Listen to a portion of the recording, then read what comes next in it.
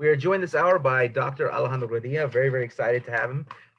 He's a professor at Cal State Fullerton. He's organized many, many academic events. He's, a fixture at all kinds of academic conferences. So this is really, really, really exciting. So before we get into your current work and the things that you've done and some of the really, really exciting projects you're involved in, let's start at the beginning. Can you give us a kind of a background story into your educational journey? Sure. I think those stories are always important because I think for many of us, we see kind of the illusion of always there. You always kind of see, oh, your teachers have always been educated, your, whatever, have always been educated. So for me, it's important to kind of demystify that in the sense that I grew up in San Diego in the 1970s. The kind of the more radical Chicano movement had kind of established itself. I'm as old as Chicano Park, I tell people. Chicano Park is also 50. I just turned 50, as well as the moratorium. And you had the height of the radical movement in the 1970s, people really taking back the streets, as well as taking back different types of spaces. So I was able to benefit from the activism of that Chicano era, even though I didn't know I was Chicano at the time. It was something that shaped my upbringing. So that for me, growing up in a very white San Diego, it was always hit or miss in terms of the type of educators you would get in the classroom. It was quite common back in the day, and which is kind of funny because nowadays people are complaining that, oh, teachers are being pro-liberal and pro-radical in the classroom, but no one batted an eye or blinked an eye when people talked about Nixon being railroaded, right? This is the elementary school, right? Or that Jimmy Carter was cutting and running during the Vietnam War. And of course, in the 1980s, all of the glorifying of Ronald Reagan by K through 12 teachers. So I grew up in a very conservative, it was a weird mix. You had the Chicano and Black Power movements of San Diego, which were very powerful and very well organized. And at the same time, you had the realities of San Diego, a military town at the US-Mexico border. So all of that shaped my identity and shaped my thinking. The funny thing is I always tell people, even though we lived in San Diego, the city of San Diego, I used to live in a city called, or the neighborhood called East Side San Diego. It was renamed about 20 years ago to City Heights. And what was always funny was the state of mind my parents taught me to have, in the sense that Mexico was far away, right? And even though I was in San Diego and literally it's a 15-minute drive from my house to the border, in many ways, I think my parents didn't realize how existential they were being, or metaphorical, in terms of we needed to think of Mexico as far away because it was right there, right? Literally a stone's throw from where I lived. So all of that kind of shaped my upbringing. My dad was a high school dropout. He was my grandmother married a Sicilian immigrant. So my memories of my grandfather, was that he never spoke English. He only spoke Sicilian and a kind of a weird hybrid Spanish. He was 30 years older than my grandmother. And so when my dad was 12, they immigrated him to the US and adopted him. My step-grandfather adopted him. But he was not well supported within his family. He was not well supported in the schools. So he dropped out at the 11th grade. He then joined the US military, the Army. And luckily he had joined the military before Vietnam had gotten really hot, and he was able to serve many years and serve in the reserves without ever being called up to Vietnam. So we were fortunate for that. My mom only got a third grade education. She took a bus when she was 15, 16 from Jalisco. She got a one-way ticket from Jalisco to Chicago, where one of her distant relatives were living. And then she eventually made it to San Diego to join her sister, who was living in San Diego. What was interesting was my mother eventually works as a live-in nanny for a successful Mexicano family in the Logan Heights area who worked in a cannery. Both the father and the mother worked in the cannery, and so they were making good money. They were unionized, and it just so happened to be the same cannery where my grandmother worked. So a very small world. So for me, my educational journey was very tough in the sense that I didn't really have anybody to tell me or push on me the idea of going to college. My heroes, my brother and I always talk about this, our heroes were the cholos, and my mom always knew that because they were tough, right? Because one of the things that people don't realize about them as a cultural image is that white people took notice of them, but they didn't mess with them. And in the community, if you didn't mess with them and you respected them, it was, I guess you could say it was a good thing. Some of my cousins were involved in gangs, and just the aesthetic in terms of the t-shirt, the jeans, the shoes. We used to call these slip-on shoes winos, but I don't know what the name of the shoe is, but it's like a shoe that they would wear, a slip-on shoe. So that the graffiti, the hand signals, for me, it was a sense of toughness that I knew bothered people, but I didn't know why. But it said something to me. I never got involved, but at the same time, I had a great respect for that culture because I saw how in San Diego in the 70s and 80s, even though there was overt racism, we had the KKK in parts of San Diego and North County, East County. But these guys were there and claiming their space, and I knew that was important. I didn't know why, but I knew that they represented something important. That said, that same reality also shaped my extended family. My Nino was gunned down in a drug deal when I was in sixth grade. And that had an impact on me because he had the dual life where he was like normal with us in the family, and then he had his other identity when he wasn't with us. In fact, he was very smart and successful. He actually got into UCSD, and I guess that's where he got in trouble in terms of cutting into other people's turf, selling drugs to rich people. And then I had other cousins who had also been gunned down and shot, first cousins. So one of the things that I'm realizing now, starting in my 40s, but now 50, is realizing that I do carry the trauma of survivor's guilt in the sense that, I see what happened to my Nino and my first cousins. And we come from the same family, right? The same people, the same blood, the same DNA. And I'm here speaking to you as a faculty person, and I have relatives that are, 6 feet under and served many years in jail. So people don't realize that. And I've only started talking about that more because I think it's important for people to have the right impression in terms of where I come from and what my values are and who I respect and why I respect a diverse level of experiences, because to me, that's really important. People understand where I come from, and not to say that I'm better than where I came from, but I want people to understand those are the people I loved and those are the people that shaped me as a young man. And I look back and I realize that that's something critical to my experience. I will say, in terms of my educational experience was also shaped by affirmative action. If it wasn't for affirmative action, the type of affirmative action that was voted out of existence here in California in the 1990s, I wouldn't have had the opportunity I had. So that in the late 1980s, I was actively recruited to UC Berkeley. If you look at my profile from high school in 2020 terms, I would probably have a hard time getting into some of the competitive state schools, Cal State schools. Back in those late 80s, Berkeley was looking at a holistic characteristic. Was I a leader? Did I show potential? And I hate to say it, but their old model was actually quite effective because if you can see, I'm a faculty person now. So they could take a chance on somebody with, my weighted GPA, I think was a 3.7, but my real GPA was, I think, 3.5, 3.3. I'd taken all AP classes. I had been in gifted and talented classes all my junior high and high school life. I was a leader. I was in journalism. I was in different activities, right? So I had all the indicators, even though my grades and my SAT scores for sure did not represent what Berkeley would take in 2020.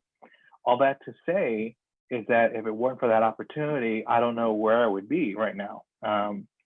Part of my consciousness, and I would even say my radicalizing, came from being at Berkeley, being put in something that was completely the opposite of my upbringing, where I was very Catholic. I was very in the church. I was very conservative because all the teachers who I admire were conservative right-wing teachers, but they cared about me, right? So that's kind of that weird contradiction. So going to Berkeley and seeing how people radically could be different and presented different realities, that was very eye-opening to me. So I credit affirmative action not only for giving me the chance at an education, but for the chance of opening my eyes in terms of another world and another way of being. So my educational journey was definitely shaped by so many different factors. So yeah, that's the kind of the general story. I can get into more detail, but I think that was very key for me in terms of my upbringing. The other thing I will say, in light of his recent job promotion, I got an academic probation my first year at Berkeley. And part of my recovery, with the advice of the noted Chicana lesbian poet, Carla Trujillo, who wasn't a faculty member, but a academic advisor at Berkeley, which is kind of funny. She couldn't get hired as a tenure track faculty person. Oh, yeah. For political reasons, not because she wasn't good, but for political reasons. And she said, Alejandro, your biggest problem is you don't know who you are, right? And I remember being so offended, right? When she said that, I was just kind of like, what are you talking about, right?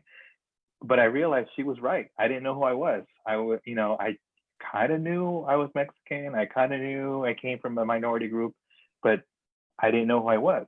And she said, part of your academic probation recovery is going to include some ethnic studies classes. And that changed my life.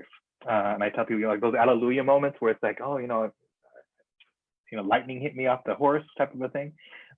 Ethnic studies did that. And the person who was my first ethnic studies professor was Professor Pedro Noguera, who is now the Dean of School of Education at USC. And the class he was teaching was the drug war in the Black community. So I go from being very sheltered and conservative, right? I guess you would say I was even a little bit law and order oriented. And here I am in this class on the drug war in the Black community. And it was one of the most transformative, eye-opening classes I've ever taken, because here I was seeing from the Black community in the Bay Area in particular that was very political, very radical, pushing back against the narratives that somehow this was something they had created. I mean, they were already indicating all of a sudden, day to night, there were drugs in the community, and it's like as if somebody had dumped them there. And it's just like, oh, so it was very eye-opening in terms of seeing another way of looking at the world and the political economy. So Pedro Noguera was very key in terms of my radicalizing. This was back when he was more of a sociologist than an education scholar, but it was very eye-opening to me because it really changed how I saw the world and what my values were, because I thought my values were fine, but then I realized my values were actually quite messed up. Because now I gained an appreciation for a community that had been truly oppressed, colonized in many ways in terms of their community, and how there's a long history of African Americans trying to liberate themselves and give themselves freedom. And I didn't see that as well. So that was very key to the formation of my identity and to my politics. Yeah. So one of the reoccurring themes that I've had in the series of interviews is people talking about knowing that like things were different and different and harder because they were of Mexican descent, but that they didn't really know why.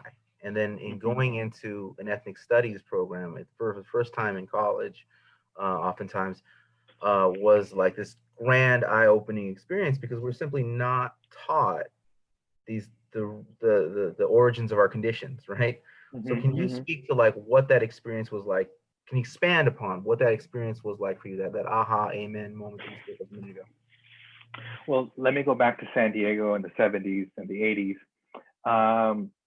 Another thing that shaped my experience was that post-Vietnam War refugee influx. San Diego received a large influx of Vietnamese, Laotian, Hmong, Mian, Cambodian refugees. These were folks who had sided with the US during the Vietnam War, and they needed to be airlifted out of their countries to survive.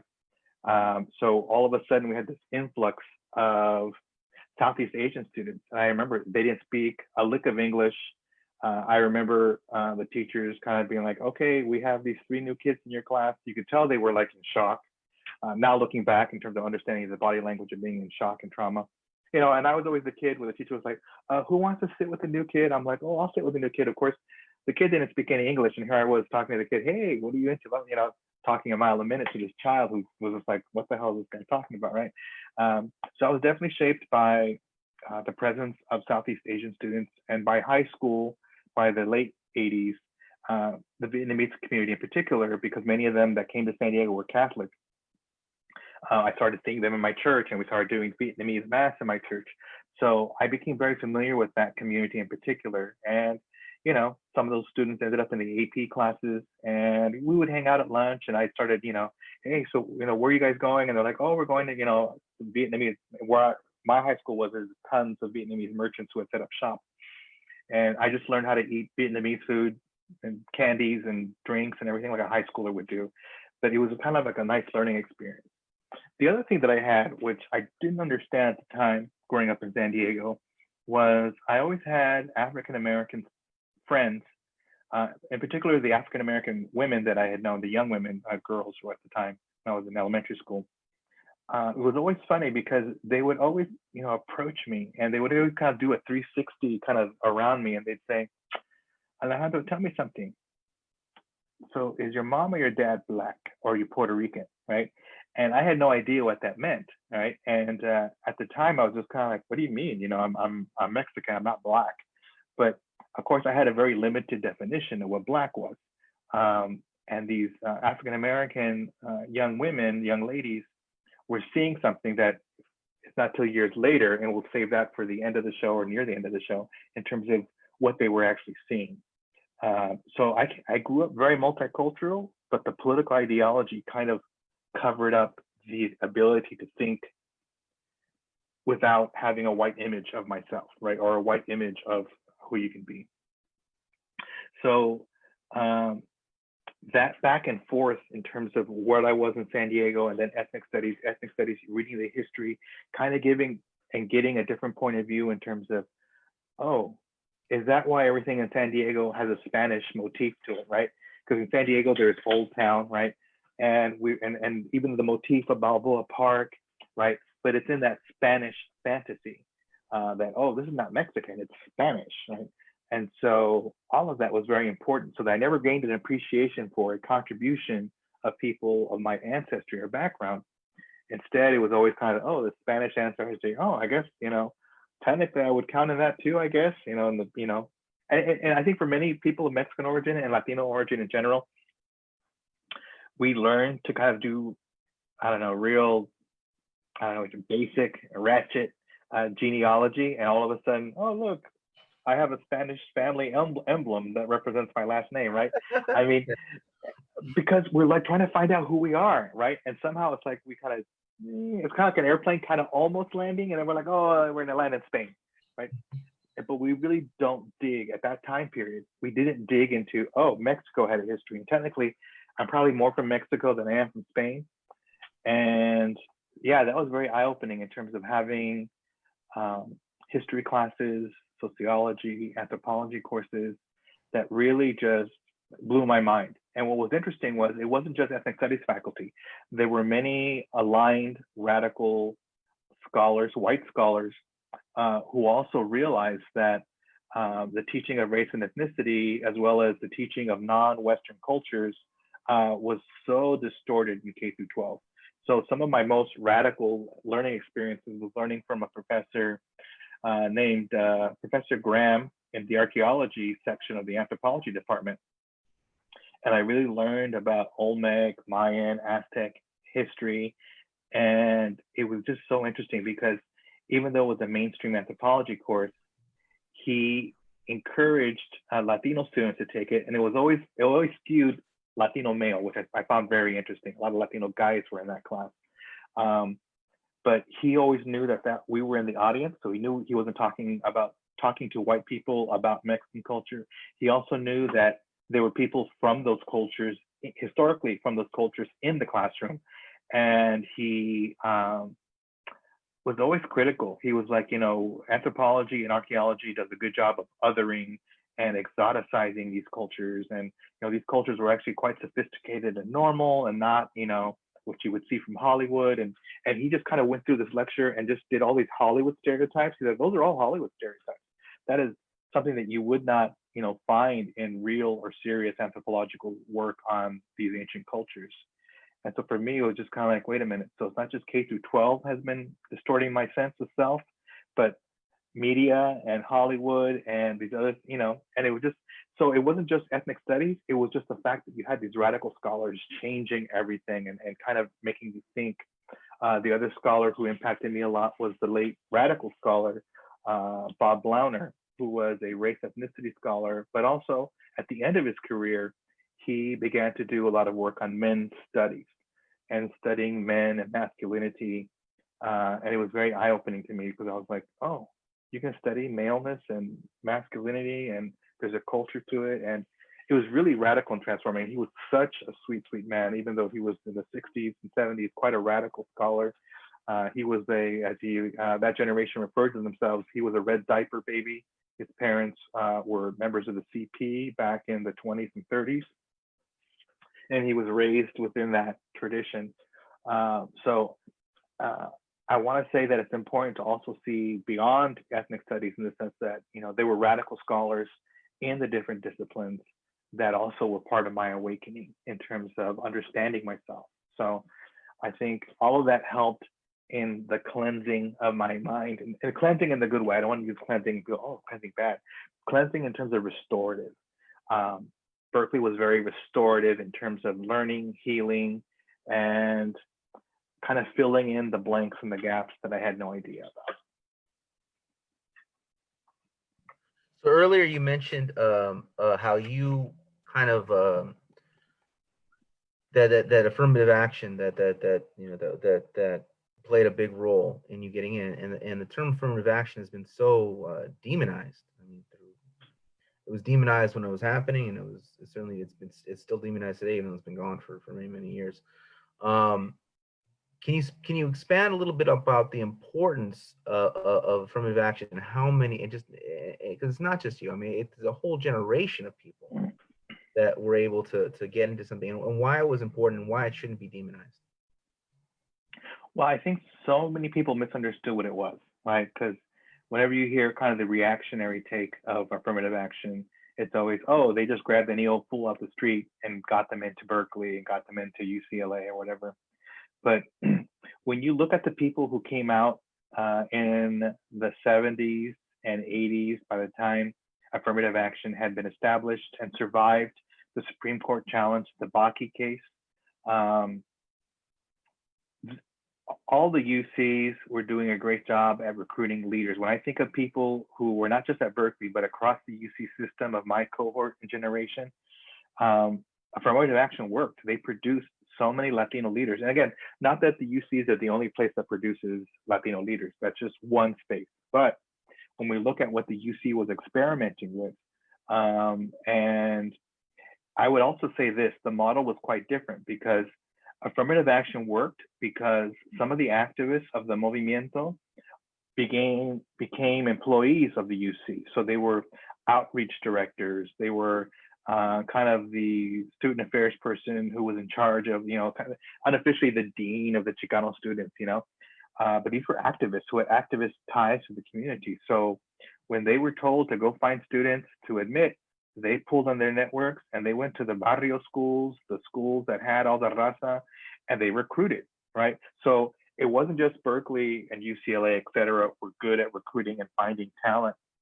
It required them to use the activists who began to work within the system. Sadly, not only did we lose affirmative action, but we no longer hire the activists from our community to work in the university. Student affairs has become so distorted and so different than what it used to be. When you see some of these older veteranos and veteranas who work in the Cal State Community College and the UC system, nobody messed with them, right? Not even the campus president or chancellor would mess with these folks. Why? Because they had the community backing. And these are people who, if you mess with them, the students in the community would shut the campus down. So, UCLA, Berkeley, Santa Barbara, UCSD, everybody had those in the 70s and the 80s. But by the 2000s, student affairs had become so professionalized, and you needed certain degrees and credentials and so on and so forth to be able to get hired, that the activists had been removed, right? And why is that important? Because those activists, staff people, backed the radical faculty of color. So today, technically in the modern university, we are alone because there's nobody supporting us on the staff who echo and support our views. So affirmative action wasn't just the university being benevolent. It was actually part of a political movement of the Chicano movement in higher education to create access and inclusion in ways that we can't even imagine today. So that when you looked at that early affirmative action model, because they had so much leeway in terms of what they can count as leadership and academic excellence, yeah, they would bring in people with a 3.0 who were, football player and they were on the yearbook staff, whatever, because they knew, right? These folks knew who were the talented people in the community. They were like, oh, you were the Catholic Youth Organization, you were the leader of that, and you did blah blah blah in your church. They saw leadership in its multitude, and so I think it's important we tell the history of affirmative action, that we just don't say the university was being so nice and so benevolent. They technically had like a little 45 in their back, and the 45 was being held by our community because we were like, you need to admit our students.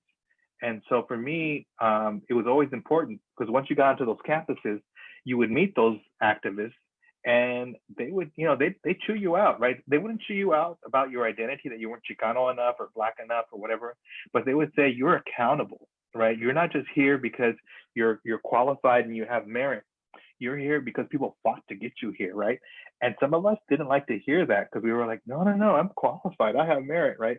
Not realizing that discourse and a discussion is very problematic and reactionary. And in fact, we had some friends at Berkeley who were always like, yeah, I'm stigmatized by affirmative action because people don't see how good I am. They just see that I'm, a Latino here or Chicano here at Berkeley. And for me, being an activist on campus, I was a mechista, I was the co-chair of Mecha. I was involved in a lot of political activity at Berkeley. So I appreciated the fact that, yes, I may have had the grades and the cutoff scores, whatever, to get in, but I also knew that the reason I was there was because of political struggle. So I also kind of want to change the narrative a little bit about affirmative action, that it somehow was just this benevolent program. The UCs would never have done affirmative action if it weren't for our people on those campuses pushing to get our students in there. And now many of these people have already retired. So it is kind of sad to see them go because all the different stuff. Oh, look, they have Gracia graduation. They have a cultural center, right? That just didn't happen. People fought for that. And they had the supportive staff and staff people who knew how the university worked. And they could demystify for the university, to the students, how the university worked, right? They would always tell us, off campus, hey, the vice president doesn't like this. Make sure you do X, Y, and Z. The dean doesn't like this, right?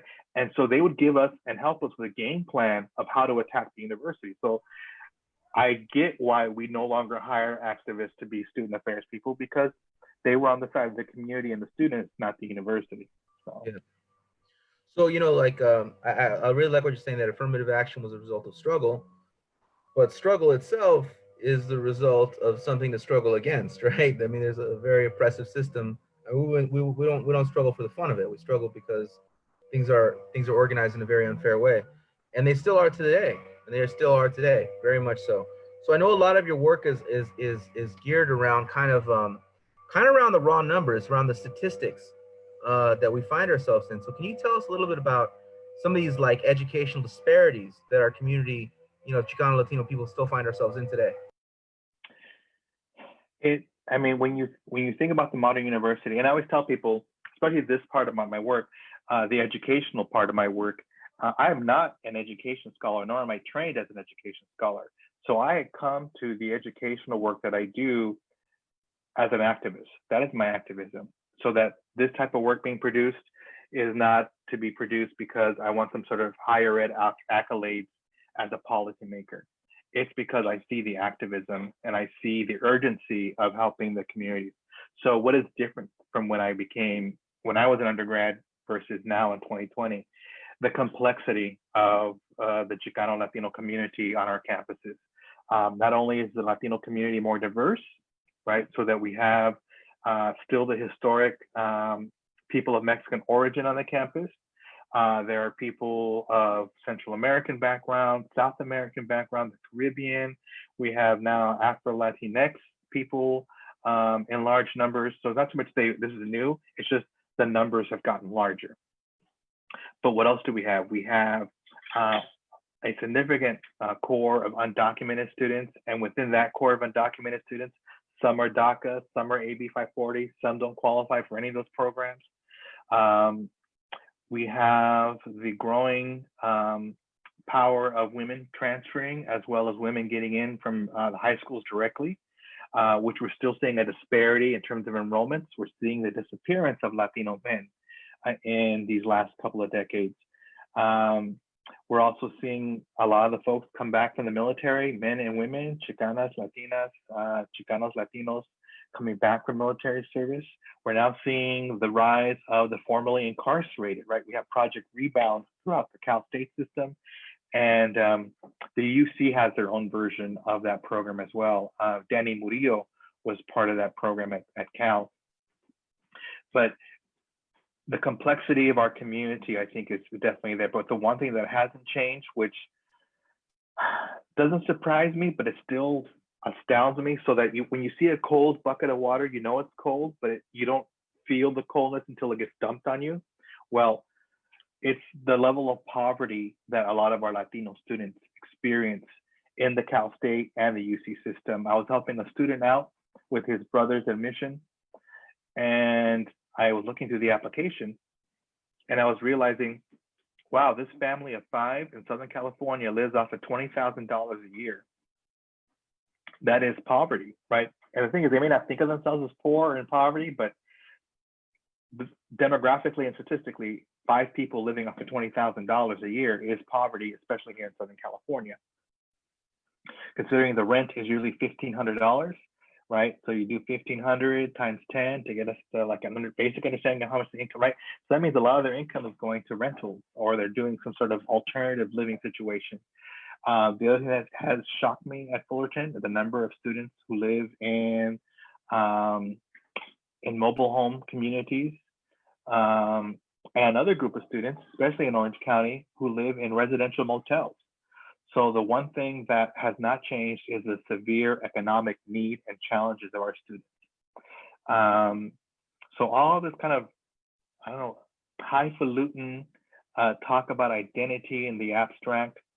I mean, I get it why undergrads and young people are really pushing the boundaries of identity, but at the same time, at the end of the day, there's some real social structure shaping people's lives. And when you start to see the power of documentedness and undocumentedness, the positionality of queer students, in particular queer femme students, when you see the challenges of some of our veterans who are coming back with real hardcore PTSD, when you see the overall intersecting phenomena of just the great poverty.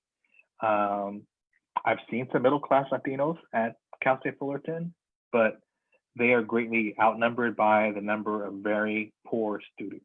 I mean, so when people are like, hey, can you give $5? And they don't give $5, I realize, yeah, they can't give you $5. It just, that's too much of an ask of some of these students, because they don't have that kind of money to throw around. Right? We think of $5, but yeah, for them, $5 is a lot of money. Yeah. And I think that is something that drives my passion, because the university is geared towards their vision of the normal student is a middle class, upper middle class student who has educated parents who can help them. And the one reality for Latino students is you need to be there for them. And in the university, the faculty have to advocate for them. When faculty get caught up in being, I only want to publish and I want to build my professional profile, that's fine, but it comes at the expense of our students. You know, if you can find a way to balance it, and I'm kind of imbalanced in terms of I'm doing a lot for students, but I think it's important that we don't forget why Latino faculty are important. It's not that we're there just to build our careers, that's important, but we have an obligation and a responsibility to help our students. And I think that is one of the things I struggle with the most in terms of seeing my younger colleagues kind of want to focus on, you know, the academic jet set, hopping from conference to conference and other things, and not help our students. It's not glamorous. There's no media, there's no whatever, but when when you help students, you realize you're helping a whole community. And for me, that is more fulfilling than being on the main stage on a plenary at a conference. And again, not hating, but we have to do our job in its full complexity as faculty of color. We have a lot of responsibility and obligations, and we can't walk away from that. Yeah. What I like so much about your work is that you don't shy away from any topic or group of people to discuss, but you always substantiate it with numbers, with statistics, with facts, dates, stats, something tangible that we can look at and say, okay, where has this progressed? Where has this regressed? Where can we do this? What's next, right? And so, when I look at just looking at your Facebook page, the cover photo talks about the disparity between how many teachers we have and versus the students, right? So, I'm one of these people that feels like a lot of these questions of ethnic studies could be very easily solved with a series of consent decrees. Like if we can, and I don't know if it's made much of a change, but if you could slap a consent decree on the LAPD, you can slap one on Cal State Fullerton. I mean, or wherever, right? And so I think that the numbers of the representation of how and not just the faculty, but let's just say the library. Like, what are the statistics of the students here? Okay, now what are the statistics of the authors in your library? Why don't those match? What's going on here? And that you can take it to the high school level too. But I mean, so can you tell us a little bit about the disparities in these numbers between the teachers and the students that exist in education? Well, sadly, at the community colleges, at the Cal States, and at the UCs, and at the privates, there was a big disparity, especially here in California, and more specifically here in Southern California. You would think that these universities who get very excited about becoming Hispanic serving, which means that 25% or more of your students are of Latinx origin or background, but it kind of stopped right there.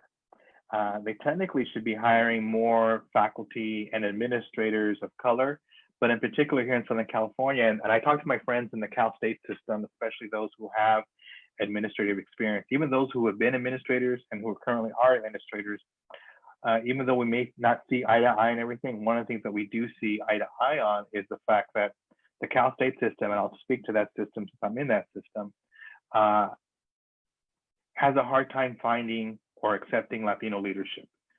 So when you look at the cabinets across the Cal State system, you will find very few Latino administrators at the highest level of the campus. You find a lot of Latino coordinators, directors. On my campus, very few Latino administrators at the upper levels. And this is something that we're going to start bringing to people's attention, right? And people who know me know that I'm always pushing administrators, but at the same time, I also know that it is important to have Latino administrators. We at the Cal State tend to also hire, I've noticed at Fullerton, we hire faculty and administrators of color from out of state in large numbers. And the problem is, if you don't understand California racial politics, you're not going to be able to help us. And in particular, there is a unique condition for Latinos and Asian Americans, Pacific Islanders, Southeast Asians, now the SWANA students, people of Southwest Africa and the Middle East. So if you're coming from a state that doesn't have this dynamic, then you're not going to be able to help our students. I mean, it's not so much you're a bad administrator, it's just you have a lot of catching up to do, and we don't have time for you to catch up. I mean, you have to be right there and ready to go. And if you're still figuring out, oh, I like all these Hispanics, and it's like, who are you talking to, right? We're not Hispanic. Southern California, we are the origin of such a renaissance of Chicana, Chicano, Latino, Latina, Latinx kind of popular culture and renaissance here in Southern California, and you have the nerve to call us Hispanic. It's just like, who are you, right? And I don't have time to educate you because you're already collecting the six-figure job. You need to catch up real fast or not take the job. So there is a great disparity in terms of faculty hiring across many disciplines. And the irony is those disciplines that hire more people of color are not the majors that our students head to, right? Because, ethnic studies, right? We get a lot of students who take our classes for general education. Our majors are pretty good at Fullerton. We have, for the department that we have about 50 to 60 majors. Many of them are double majors. We have about 70 minors. But when you compare that to a major like kinesiology, which is a popular major, they have, I think, about 4,000 or 5,000 majors. That department is not racially diverse.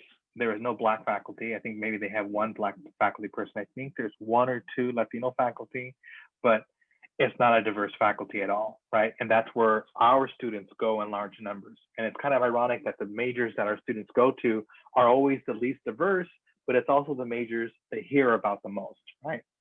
So that's kind of the challenge. How do we get those big majors to diversify and partner with ethnic studies? I always tell people, you don't have to develop your own racial or ethnic focus within your major, though that would be nice. You don't have to, because you can already partner with ethnic studies to help you out in some of the cultural, racial, ethnic awareness. But because of the way the university is structured and everybody's stuck in silos, people lack the courage to break those silos down and collaborate with ethnic studies.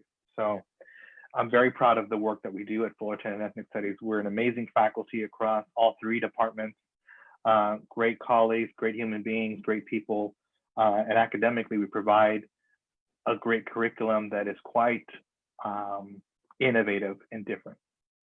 So you mentioned earlier that you are not a professor or of you're not publishing the field necessarily of ed policy, and you're not trying to, you're doing this because you care.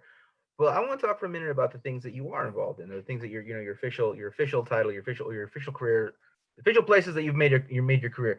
So these, in looking and looking into some background, I'm kind of very curious as to what these terminologies mean. So I'm not as familiar with them. Medical anthropology. What is medical anthropology? Medical anthropology. So one of my subfields. So in addition to being an ethnic studies scholar and Chicano studies scholar, my disciplinary field that I align with is medical anthropology and what they call the science and technology with studies within the humanities. Why? Because I think so tons of people focus on the criminal, the prison industrial complex. People focus on education, the broken pipeline, et cetera. But there are very few people who look at the politicalness of health writ large. And one of the things that people don't realize is as you begin to use dominant medicine or Western medicine, it is also a backdoor to acculturation and assimilation, because you start to believe that that's the only way to attain health and be normal and healthiness. There's a way, I believe, to blend both traditional and modern forms of medicine and healthcare that don't work in opposition, but can work together. And one of the things that I value is the ways in which our communities have had great health ideologies and practices. And what's ironic about the traditional Latin American traditions that are technically indigenous and African in origin is that all of those traditions are actually held and led by women. For the most part, the sobador, that is the massage therapist, the traditional massage therapist, if you will, it tends to be male, but for the most part, the partera, the midwife, the person who's an expert in herbs and herbal medicine tend to be women, and the botanicas, the herbalists, right? So there are many aspects of health and mental health that have always been guided and held by women and women's knowledge, because they have been kind of the ones in charge of community health. When we think about health today, we think of health as being a male-dominated field, right? The Western tradition is a male healer or male practitioner, right? I don't think medicine heals. I think they do other things. They give you therapeutics, but they don't necessarily heal the body and soul in a way that traditional health workers work. And I think one of the tensions that exist in medicine today in the US is the fact that people love technology, people like all the bells and whistles, but good medical practitioners will tell you we need to go back to simpler medical practices and techniques. I work with a colleague who I bring to my class every year to lecture Dr. Robert Biter, and he is a OBGYN trained in the biomedical traditions, but now he's dedicated his career looking at traditional childbirth. So he's studying with midwives, he's studying all sorts of alternative ways of bringing babies and life into the world, and understanding that bringing a child into this world in terms of having the child be born is not a medical phenomenon. It is something that is part of the universe, the power and the energy of the universe, bringing life into the world. And that's very transformative. So I like collaborating with people who are bringing that. There's a lot of Latinx, Latina midwives and doulas, birth workers here in Southern California, African American and Latina, who are doing some great work and restorative health, dealing with healing and traumas, as well as kind of reconnecting people to traditional ways, because we tend to look at some of the traditional practices of pregnancy and childbirth as kind of superstitious and so on and so forth. But when you look at the overall rationale, you begin to get an appreciation for, oh, there's a reason they do this, right? It's not only traditional healing and traditional knowledge, but traditional healing and traditional knowledge is part of the glue of the community. You glue yourself to the generations, you glue yourself to the community, right? So when you dismiss something, you're actually dismissing community. So I come from that. Everything I do, I come out of a radical tradition. I come out of a radical tradition of medical anthropology that doesn't dismiss Western medicine, but wishes that Western medicine would be more respectful to life and respectful to bodies and respectful to coexisting medical traditions. Can you tell us a little bit about the darker side of modernity? The darker side of modernity. So as people see on social media, the word decolonial and all this, decolonize and so on and so forth. But I think one of the things that they're forgetting is that we can decolonize all we want, but there's a larger system of what the modern world is. And if we go back to 1492, one of the kind of universal things that ties in the world together is the fact that that was also the spread of global capitalism, right? They may have not called itself capitalism at that time period, but that global mercantilism was effectively what capitalism would evolve into. And in fact, part of colonization was not just colonizing bodies and minds, but stealing people's resources, right? So it's like, oh, you people have all this wood or all this rubber or all this, metals and steels and or cinnamon or apples and tomatoes. So we forget about that aspect of colonization, that it wasn't just, stealing our land, but stealing our resources as well. So the modern world is always fighting to stay in power, right? So I think people get only half the formula right in terms of decolonizing. It's like you can decolonize, but realize it's not just you alone decolonizing, it's also understanding the power of modern culture. And as we're seeing here right now, capitalism is currently in crisis. It's trying to figure out how to regain its footing, right? And so technically, this is the time to, if we're going to push capitalism over and knock it over, topple it, this is the time to do it because it's very destabilized. Its cash flow is interrupted. Its workers are very agitated. There is kind of now a fear of the government bailing it out any more than it already has. That is also an important priority. If you want to decolonize, you also have to understand the power of modern society. Modern society has stripped away so much from our humanity. I mean, think about this, right? Americans, we never take time off. We never take time for ourselves. At the most, the average American worker takes less than 2 weeks off. The quarantine now is showing us we can all be at home and we can value our homes and value family. And that's one of the radical changes that I'm hoping that we maintain after COVID, after the quarantine, after the stay-at-home orders. People have to start realizing that we shouldn't be living to work.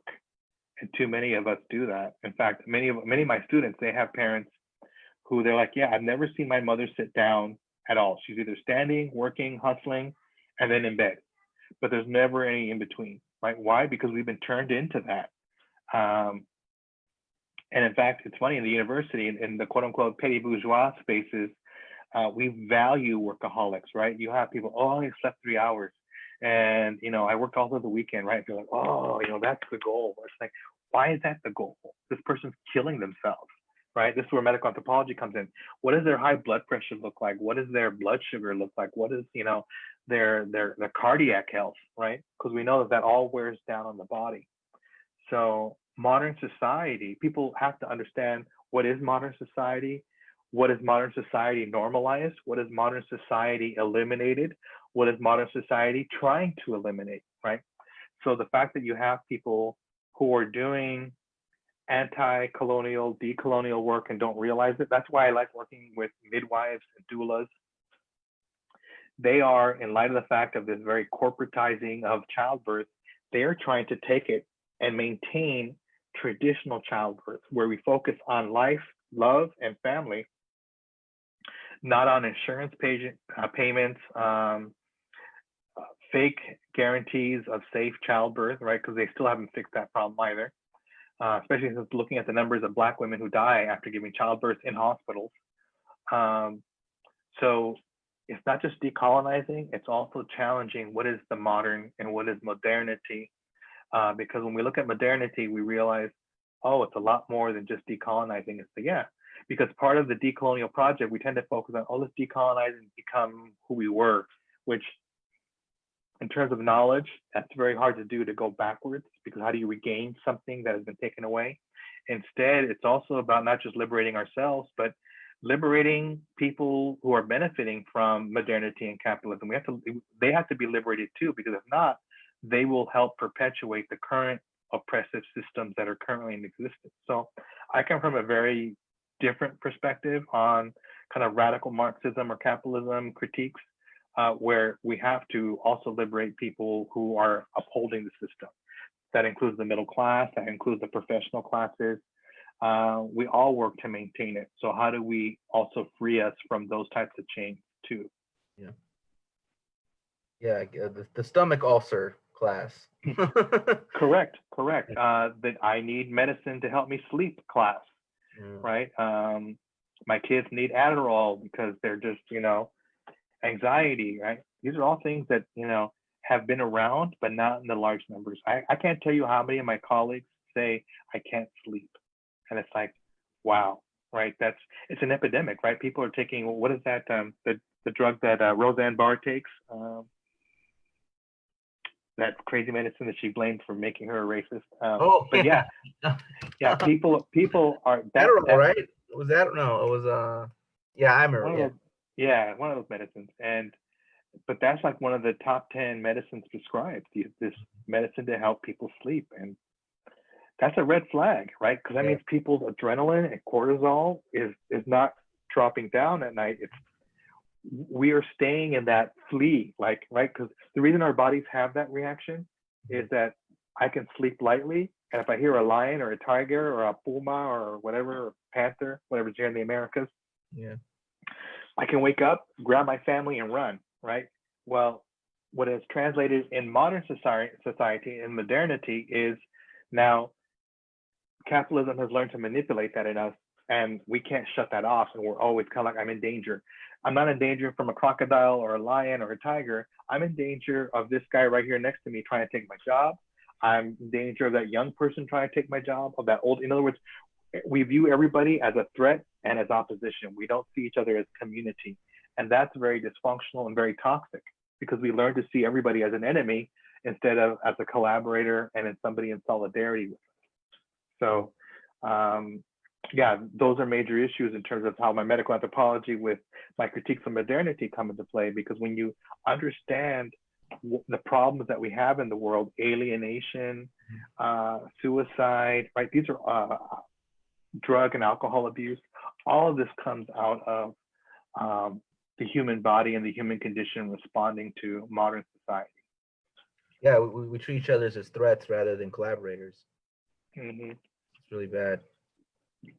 It's really not good. So tell us about where we can find out more about your current work and the things you're working on, the upcoming projects to overthrow capitalism. No, your upcoming projects that we can that people can connect and be aware of. So I am going backwards in my work a little bit. I'm going back to my dissertation. I'm actually reintroducing my work, The Darker Side of Modernity, as well as my work on critiques of how academic knowledge misreads our culture, and he has used culture within the Latino community as this weird separate thing from us, not something that we carry within us, but as this external thing with a checklist. I'm going back to my dissertation and I'm actually working on it this summer. And thanks to some friends who I've been talking to lately that have helped me understand my dissertation almost 15 years later, is that the project is now titled The Rhetorics of Dehumanization.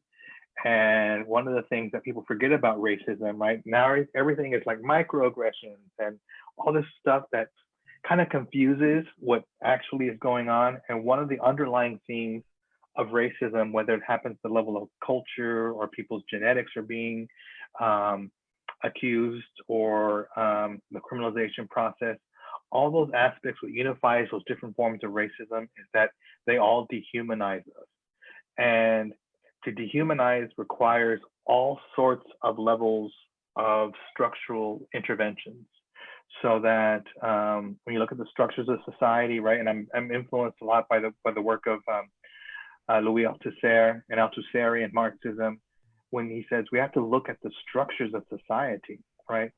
And all the structures of society, there's not one that's benevolent. They all are on the same message. And you see that over and over again, right? All the institutions are telling us to behave in a certain way. So for me, the message of dehumanization as tied to racism, as tied to reducing us down to disposable, expendable workers, is an everyday project. It is a larger historic project, but it's an everyday project that we learn we're not valuable, right? As somebody who works with Latino students, one of the things that always kind of just kind of hits you real hard is when you realize, wow, this student doesn't realize they have value, right? When I work with, I do stuff on mentorship, and I try to work on questions of mentoring Latino male students. And when I do this work with high school students, it really does crush me in terms of how many of these students have never been told that they are worth it, that they are valued, that they are meaningful in the world, right? When you ask some of these tough guys, some of them are athletes, some of them the gangbangers, some of them, right? And part of what I do in this workshop I'm mentoring with some of my former students who are also mentees is I ask, when was the last time somebody told you they loved you, right? And that you were worth it, right? Some of these guys just kind of look like, like nobody, right? And nobody raises their hand. Like the one kid, like you just get the one kid, he's usually wearing a little hoodie and he's kind of wearing kind of dress shoes, kind of, he's like, oh, my mom tells me, right? And it's like, good. But the rest of you, the fact that nobody tells you that you're worth it or that you are loved, right? That's powerful, right? And modernity has done that, right? Modernity has transactionalized love, so that I have to buy you a Hallmark card on your designated holiday, right? No offense to Mother's Day, but it's interesting that we don't even have the connection to what is authentic love, right? What is real love, right? What is love with no conditions, no strings? What is unconditional love? What is political unconditional love, right? We don't have that, right? Bell Hooks has written about stuff like that. But we need to do a lot more work in the politics of unconditional political love. How do I love you and care about you? And how do you reciprocate that back?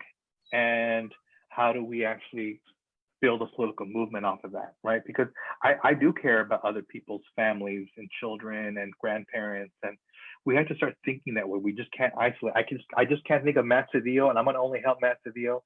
Screw everybody else in your world and your family, right? How do we think of when I'm caring for you, I'm caring also for the community that you're a part of? That's very different. That's a different political project. And I think it is infused by the traditions of feminism, Marxism, radical queer activism, a lot of the undocumented politics, right? We have to break from this individualizing of identity, individualizing of community, and we have to think about this the political project of love. as a way to really start, this whole, are you an ally? Are you all these different labels? Do you love the other person? That is the key, because when you love the other person, you are learning, you are listening, you're respectful, right? That's more important than any of these weird throwaway labels that we have developed that are kind of superficial, fake activism. Mhm. Well, plenty of work to be done, plenty of love to go around. I thank you so much, Alejandro Gradilla, Dr. Gradilla, for your Thank time. you. We'll drop the links below to any relevant things that people can follow up on. And big fan of the work, and I'm looking forward to whatever you have coming next. Thank you. And just a word to everybody in terms of, well, what can I do? Do little things, because a bunch of little things become big things, right? So I tell my faculty friends or grad student, colleagues out there, or anybody, K through 12 teacher, do something, do little things, and they eventually become bigger and you get more comfortable doing it. And it becomes less threatening. So if you do little stuff and a bunch of little stuff, it's not like you go from night to day and you scare people. You do a little stuff, people see the work that you do in your little stuff, and eventually you can do bigger stuff. And that's what we need. Just get moving and do something. So thank you, Matt. Thank you for this project. I think it's reaching people. I hope people start Googling and looking up stuff, because we need to be able to find each other and start reading and talking to each other. Yeah. Thank you so Thank you. much.